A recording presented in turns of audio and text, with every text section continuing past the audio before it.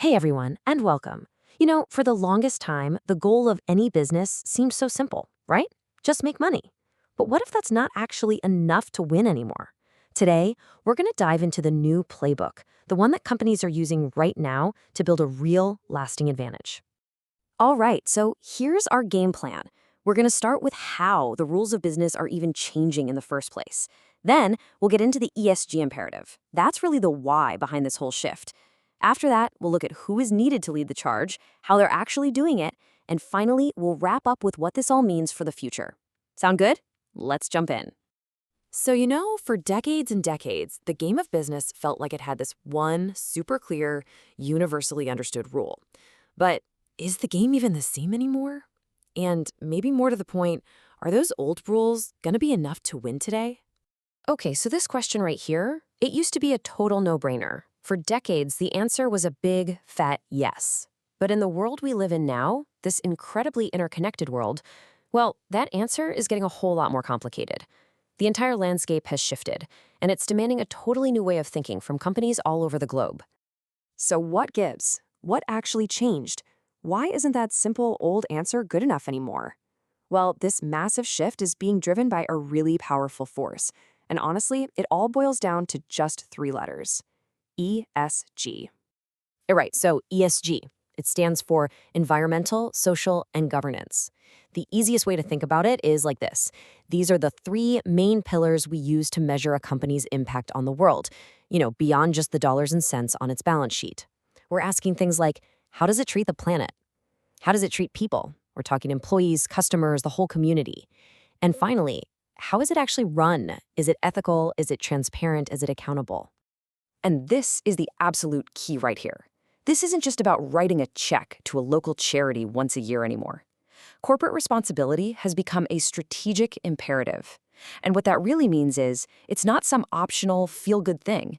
It's now fundamental to the very core of how a business operates and how it competes. And believe me, this isn't just about feeling warm and fuzzy. Strong ESG practices deliver real, tangible business benefits. For starters, you build a stellar reputation that actually attracts the best talent. Because let's be honest, people want to work for companies that share their values. Plus, you cultivate trust with everyone involved, your customers, your investors, everyone. And that trust is absolutely crucial when things get tough. All of this together creates a kind of resilience, a strength that builds a long-term competitive advantage that your rivals just can't copy.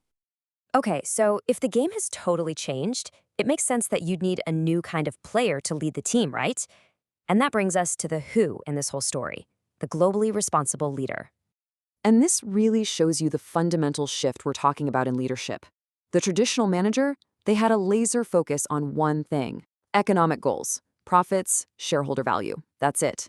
But this new, globally responsible leader, they're looking through a much wider lens. They have to balance those economic goals with the well-being of society and the planet. It is a much, much more complex juggling act. So, what does it take to actually pull this off? What do you need in your toolkit? Well, first off, a rock-solid ethical compass is absolutely non-negotiable. Then, to work on a global scale, you need a really deep sensitivity to different cultures. And finally, at the very heart of it all, you have to have a genuine commitment to the greater good, a real understanding that your company is just one part of a much, much bigger ecosystem. And just think about the kind of challenges this leader faces every single day. I mean, how do you navigate dozens of completely different cultures all at once? How do you manage and hold on to the best people when they can literally work anywhere in the world? And here's a big one. How do you build one single global strategy that also works and respects the needs of all these unique local markets? It's a truly massive undertaking. Okay, so we've got a good picture of who these leaders are, but what does this actually look like in the real world? How do they take all these huge, complex challenges and turn them into strategies that actually work? Well, it really boils down to a couple of key strategies. First, they have to be super flexible with their leadership style. A one-size-fits-all approach just won't cut it. You have to adapt to regional differences while always holding on to the company's core values. And second, they become masters at this balancing act between a global strategy and local needs. They just know when to keep things centralized and when to empower local teams to make their own calls. But that begs the question, right? How can any single person, any one leader, possibly manage all of this incredible complexity? Well, the answer, maybe not so surprisingly, is technology. Data and AI. They're basically the secret weapon that makes this whole new model of leadership even possible. I mean, just think about what this technology unlocks. With data and AI, leaders can finally measure their sustainability efforts with real accuracy. They can spot new risks bubbling up on the horizon before they blow up into full-blown crises. And, this is so important, they can report on all their ESG progress with total transparency, which, as we said, is the absolute key to building that trust with everyone. And get this whole shift isn't just happening inside corporate walls. The entire world of business education is transforming too.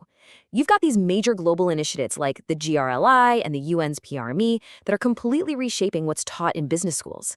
And what that means is, the next generation of leaders, they're going to graduate with all of these principles already baked right into how they think about strategy. All right, so let's put all the pieces of the puzzle together. We've got new rules for the game, a new kind of leader, and powerful new tools to help them. So, what does it all add up to? And this brings us to the most important takeaway of all.